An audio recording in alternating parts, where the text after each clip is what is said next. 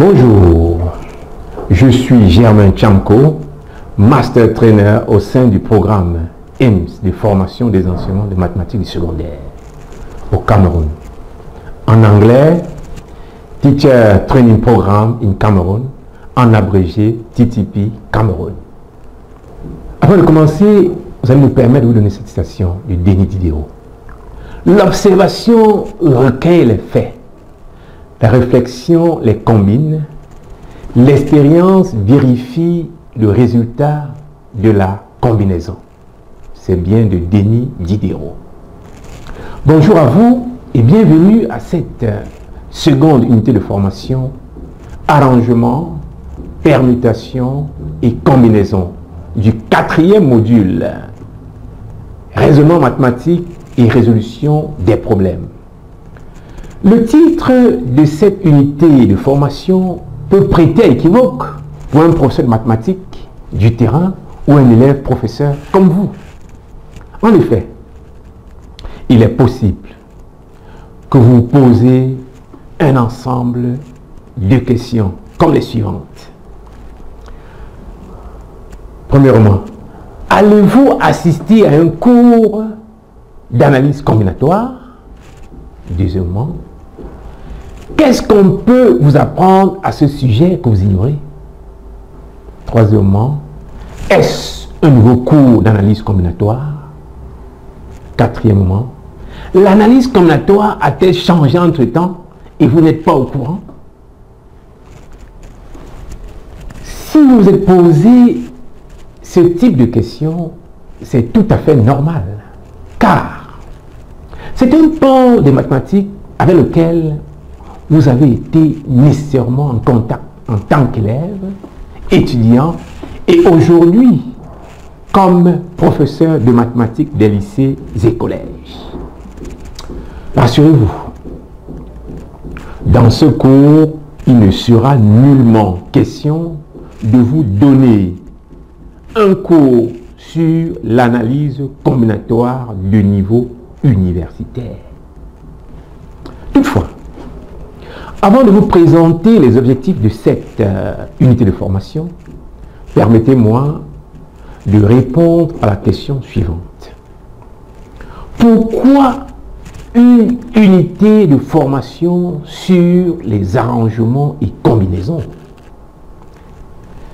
Comme vous le savez, la formation EMS vise à vous donner les savoirs, savoir-être et savoir-faire nécessaires pour faire du slogan « Enseigner les mathématiques autrement » une réalité dans vos salles de classe.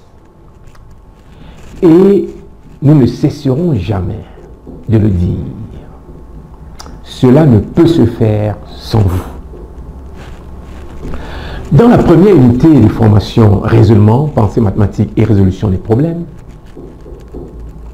nous avons présenté toute la théorie relative au raisonnement mathématique et à la résolution de problèmes.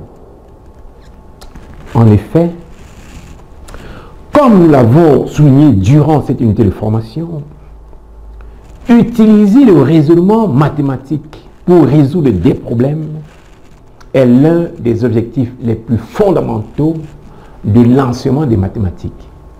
C'est pourquoi, dans cette unité de formation, il sera question de présenter un exemple concret du raisonnement mathématique appliqué aux arrangements, permutations et combinaisons. Par ailleurs, les arrangements, permutations et les combinaisons sont l'un des domaines de mathématiques du secondaire dans lequel la plupart des élèves éprouvent des difficultés malgré les nombreuses applications réelles de ces notions.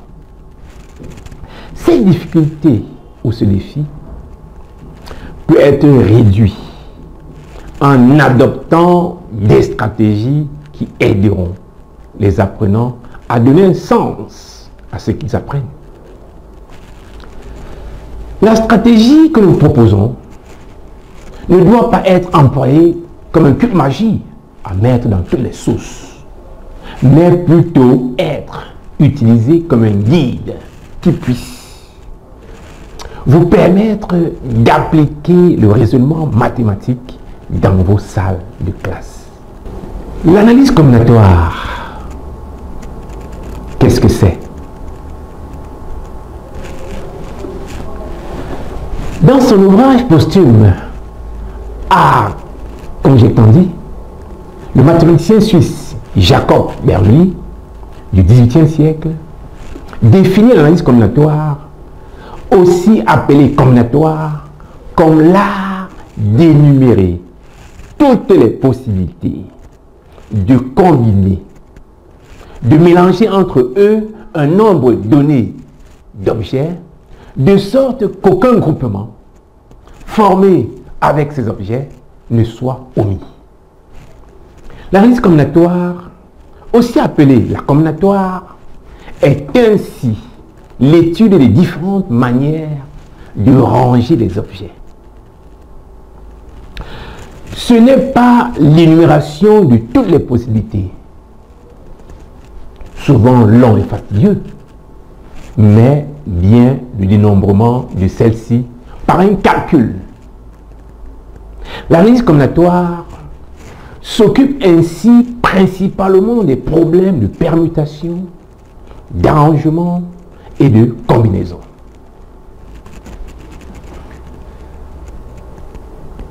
Parlons de l'historique de l'analyse combinatoire. Très tôt, les hommes ont voulu compter leurs objets, leurs animaux, etc.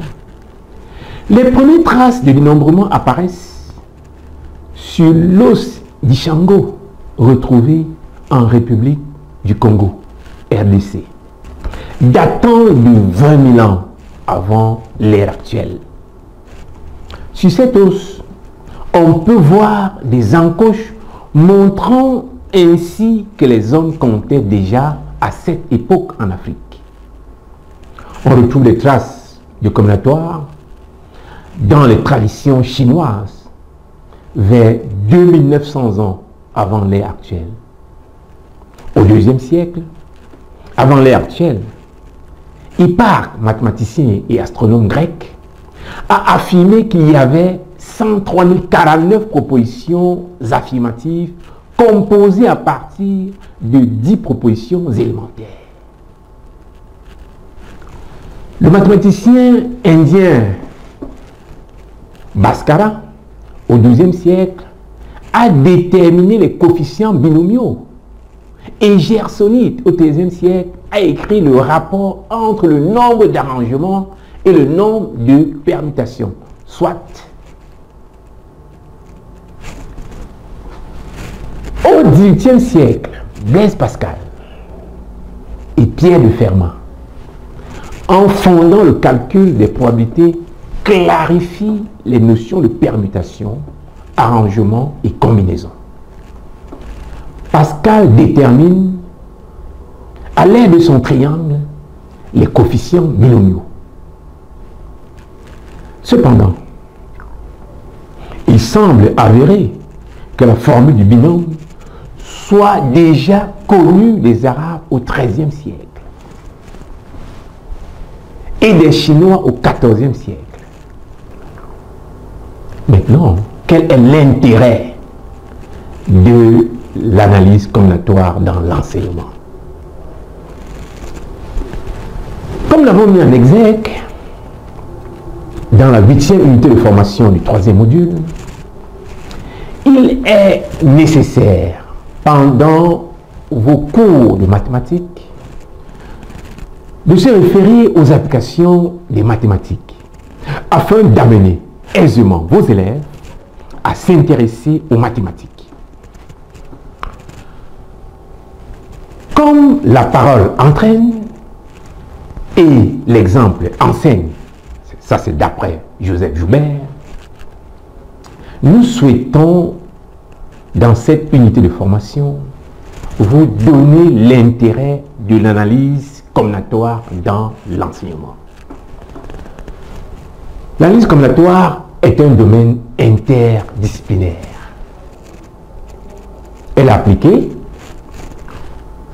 en informatique pour le calcul des complexité des algorithmes et des programmes. En biologie, notamment en génétique, pour résoudre les problèmes de diffusion endémique.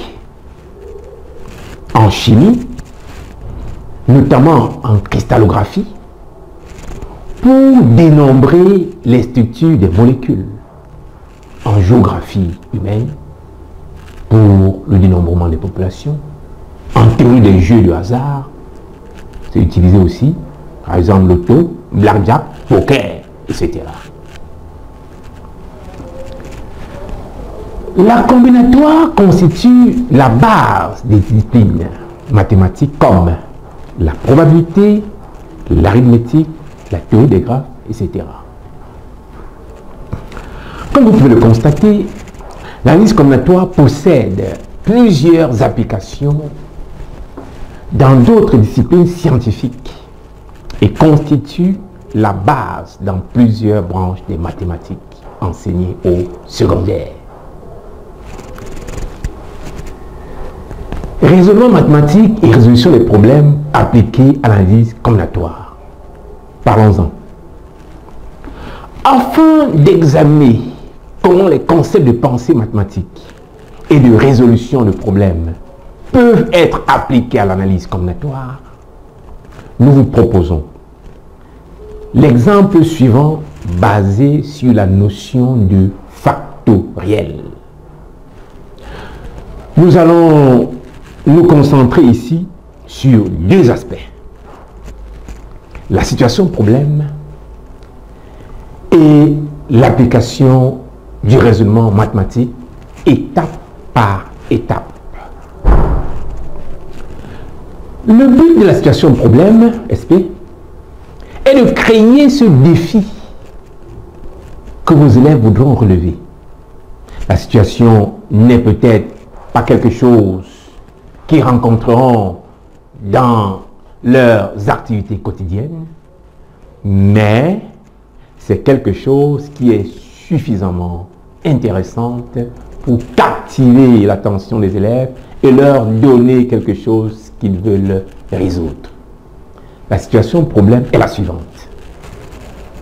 Ce 11 février, le professeur du lycée a invité les 3 artistes comédiens professionnels suivants.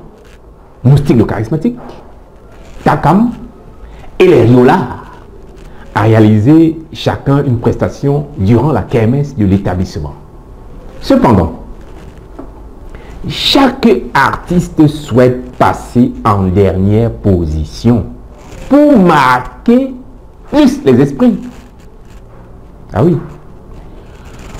Pour rester impartial, le professeur décide d'imprimer sur des papiers les différents classements possibles et de faire tirer au sort l'un de ces papiers au début du spectacle par le meilleur élève du lycée. Combien de feuilles de classement le professeur doit-il imprimer? C'est ça la question. Bien que la situation soit créée uniquement pour la leçon en cours, elle présente un problème suffisamment intéressant pour qu'il veuille le résoudre, même si ce n'est que pour surmonter le défi.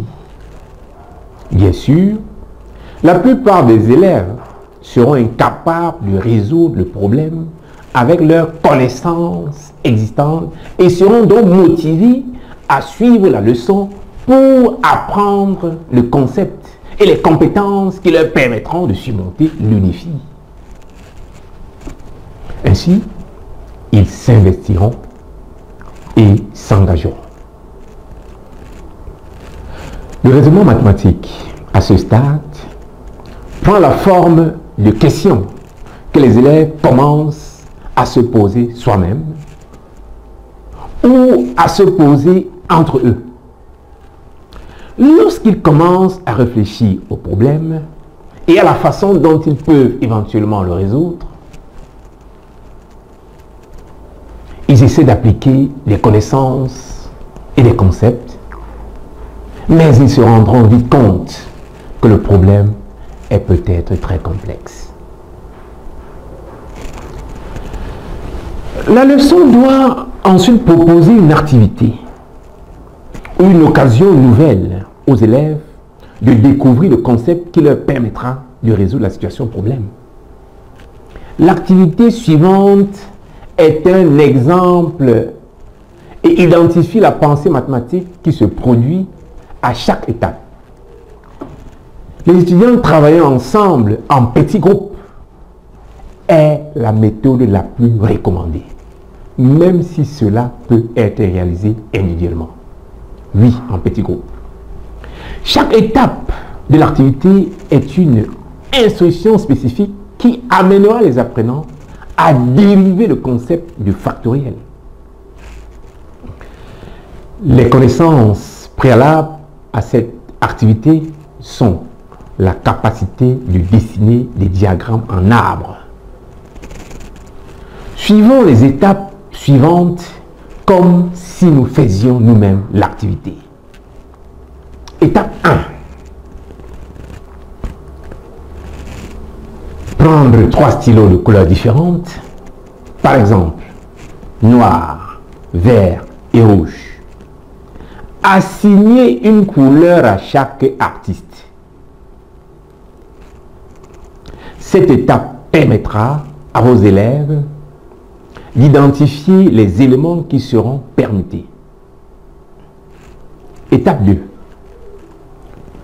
Nous pouvons dessiner des drapeaux représentant l'ordre de passage de ces 3 artistes. Par exemple, si Mousti le charismatique passe en premier, sa couleur est la première sur le drapeau. S'il passe en second, elle est en seconde position. Et s'il passe en dernier, elle est en dernière position. Dessinez autant de drapeaux que possible avec vos 3 couleurs en changeant uniquement les couleurs de chaque section du drapeau, mais pas la forme. Cette étape permettra à vos apprenants d'utiliser les connaissances actuelles pour déterminer le nombre de permutations. Ils effectueront très probablement une comparaison visuelle et s'arrêteront lorsqu'ils ne seront plus capables de proposer des drapeaux. Étape 3. Combien de classements ou de drapeaux avez-vous pu identifier? Les groupes, les individus quantifieront leurs résultats. Étape 4.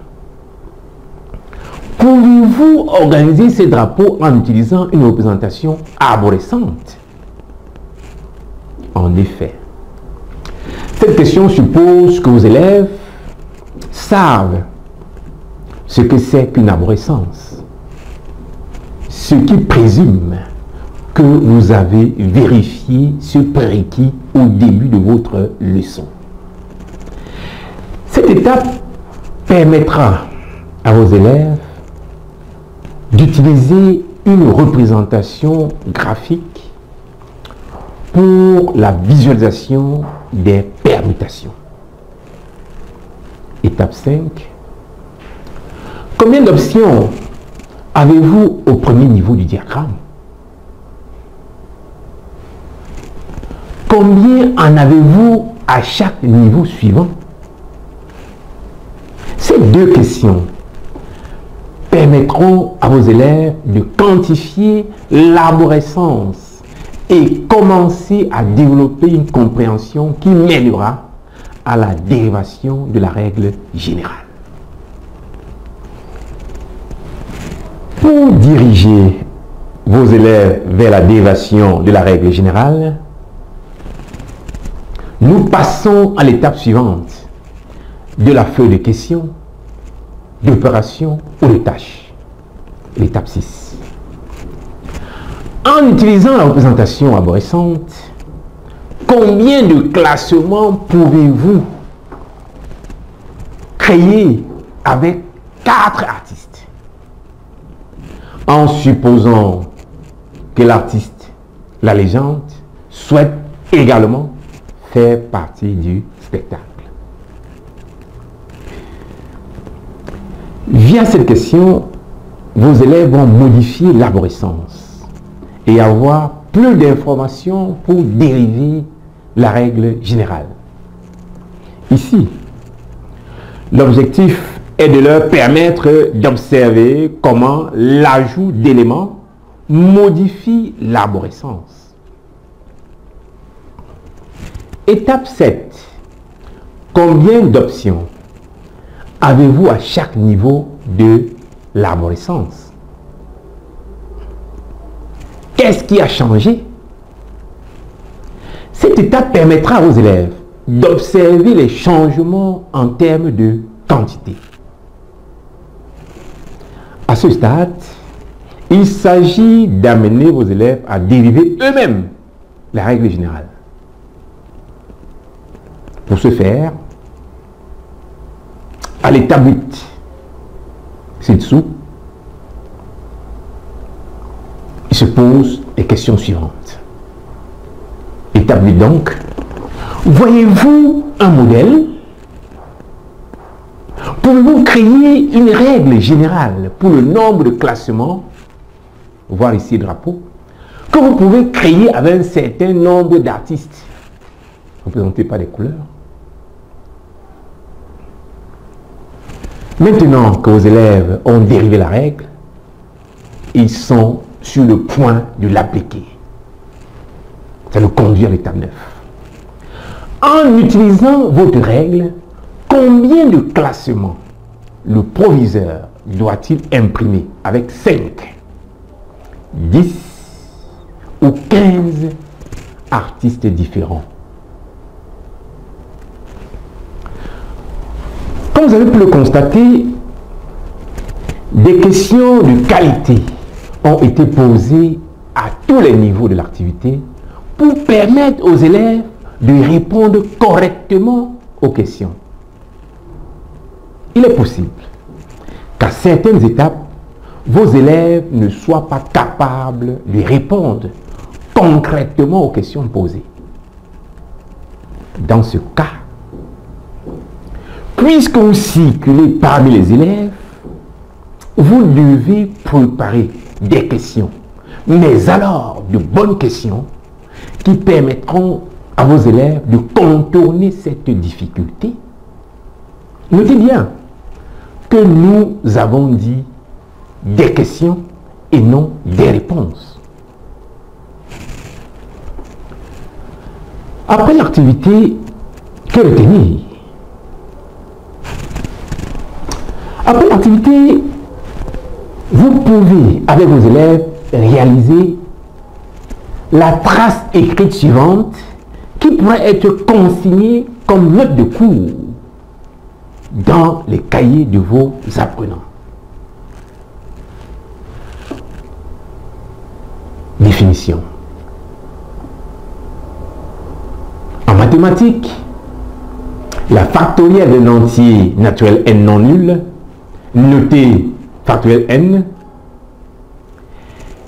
est le produit des nombres entiers strictement positifs inférieurs ou égaux à n.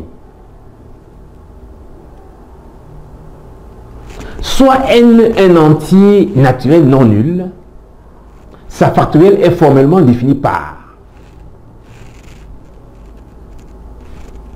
convention, on pose factoriel 0 égale à 1. Si bien que factoriel 0 égale à factoriel 1 égale 1. Exemple, factoriel 3 égale 1 fois 2 fois 3. Factoriel 7 égale 1 fois 2 fois 3 fois 4 fois 5 fois 6 fois 7. Conclusion, en tant qu'enseignant de mathématiques, appliquer le raisonnement mathématique et la résolution de problèmes dans vos activités durant vos leçons est une nécessité et même une obligation. À travers cette unité de formation, nous avons présenté un exemple d'activité appliquée aux notions de permutation, d'arrangement et de combinaison, sur lequel vous pouvez vous baser afin de construire vos propres activités. Comme l'avons souligné, l'activité peut certes être utilisé comme tel dans l'une de vos leçons. Toutefois, comme vous le savez, ce n'est pas au pied de s'adapter à une chaussure, contrairement à certaines croyances, mais c'est bien la chaussure qui doit s'adapter au pied. De même, ce ne sont pas vos élèves qui doivent s'adapter à vos activités, mais ce sont vos activités qui doivent s'adapter à vos élèves. Comme vous le savez, se réunir est un début et rester ensemble est un progrès. Travailler ensemble est la réussite.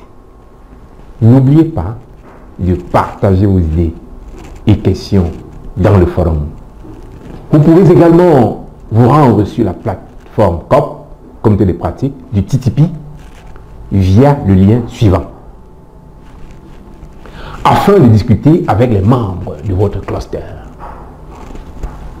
Seul, on va plus vite et ensemble, on va plus loin.